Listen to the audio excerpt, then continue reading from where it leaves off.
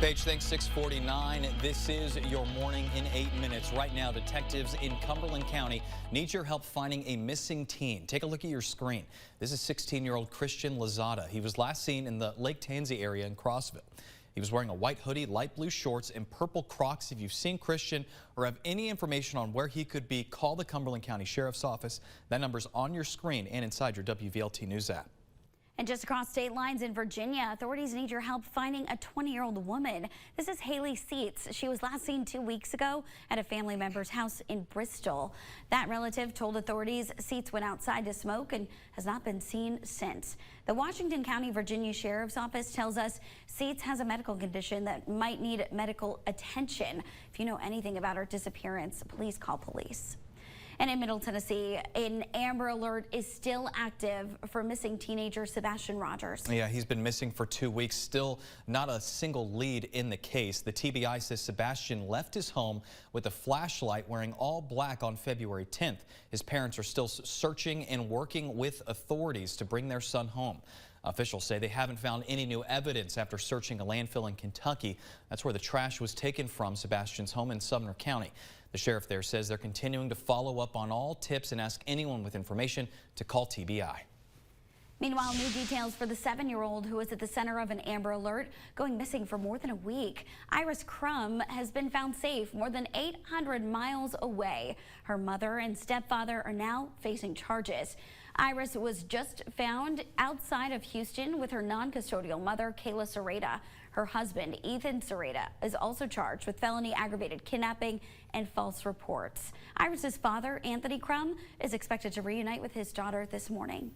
In Gaza, President Joe Biden says the U.S. military will build a temporary pier as part of a multi-nation plan to bring support to the war-torn region. This comes as Israeli Prime Minister Benjamin Netanyahu says he will move ahead with plans to invade Rafah in South Gaza. Biden says he would consider this a, quote, red line. Today marks the start of the holy month of Ramadan for most Muslims. Over the weekend, Israeli strikes hit parts of southern and central Gaza, killing dozens of people and hurting others. A member of Hamas told CNN there are, quote, no dates yet for negotiators to discuss a potential ceasefire. And new this morning, Crime Stoppers and KPD needs your help finding 2 people accused of breaking into multiple cars. Yeah, take a look at your screen. This video was taken last Monday around 4:30 in the morning. You can see the suspect use a tool on this truck to break the window and get inside. It's happened to multiple cars parked along Walden Drive in Knoxville. Police say there's another unknown suspect with this man. If you know anything about this, call Crime Stoppers. That number on your screen now and is always inside your WVLT News app. You could get a cash reward if you have information that leads to an arrest here. And a Fountain City woman is now waiting to see how long she'll spend in jail after being found responsible for the death of her 5-year-old daughter. Robin Howington is guilty on half a dozen charges in the case of her daughter's death. Howington is guilty on multiple counts, including reckless homicide, tampering with evidence, and 2 counts of aggravated child neglect. The prosecution didn't have enough evidence to prove Howington shot her daughter. She told the court her 2-year-old son found the gun and shot his sister. The district attorney's office tells us Howington could face 15 to 25 years in minimum without parole. Sentencing for Howington is set for Friday, April 19th.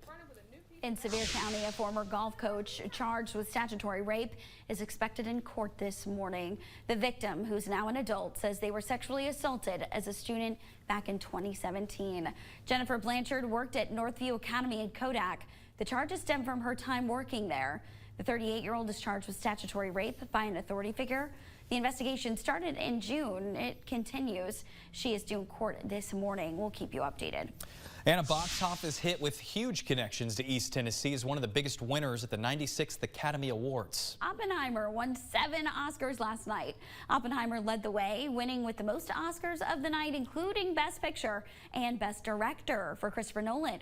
Oppenheimer's first win of the night went to Robert Downey Jr. for Best Supporting Actor. Like Nolan and Downey, Cillian Murphy won his first Oscar ever, taking Best Actor. The awards for Best Cinematography, Film Editing, and Original Score also went to Oppenheimer. And a traffic alert for those of you who use Alcoa Highway. Some road construction starts tonight. It could impact your commute. You'll see the construction on Alcoa Highway southbound just before the Sevier Highway or State Route 168. Both on and off ramps are affected. Alcoa Highway North will not get any construction right now. As a reminder, expect delays and use caution. Give TDOT extra room. And speaking of traffic, we'll take a look at how the roads are doing right now. In your first alert traffic, this is I-40 right around 275.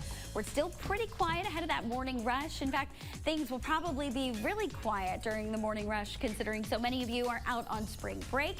But you can see that volume a little bit heavier on the eastbound side of I-40 there. As you're moving in West Knox, this is I-40 just east of West Hills. Busier traffic on I-40 there, but no issues to speak of. You're moving on time on Pella City Parkway and Kingston Pike as well. No issues coming out of the 40-75 split. Downtown Knoxville looking good. 6:55 now. It is chilly, so make sure you're grabbing that jacket as you're stepping out the door. 28 La Follette, 30 Oak Ridge, or 31 in Loudon, 30 right now in Knoxville. Still some spots in the 20s, 27 Townsend towards Sevierville. It's going to warm up as we head throughout the day. Maybe you're making some plans to get outside for spring break. It's 47 at noon, so still chilly. 58 degrees by 4 o'clock, but continue to see plenty of sunshine and really just some quiet conditions over the next several days. So we're going to continue to see that sunshine throughout at least the majority of the week. Changes are on the way by the end of the week. That's where we're bringing in those clouds and bringing in that rain, and that's going to continue potentially as we head into the weekend. So even if you're working all week, try to get out and enjoy this beautiful weather as we're going to see those changes. Maybe you want to head over towards Knoxville. Still dark right now, but by tomorrow near 10 o'clock, it's 40 degrees. By 2 o'clock, near 61 degrees, plenty of sunshine. Really a gorgeous to go to the zoo, maybe go up to Dollywood or Sevier County or towards the mountains over the next several days. 65 by Tuesday, 70 by Wednesday, or 75 by Thursday. Could see a few clouds Wednesday, maybe a stray shower on Thursday. Again, get out and enjoy this beautiful weather. We drop it to the upper 60s with that on and off rain returning Friday. Second system could potentially move in by Sunday, so try to soak up the sunshine while we got it. Yeah, get those tans going on this spring break with the 70s on the horizon. Paige, thanks. 6:56. We'll see you over on WBXX, the CW Knoxville.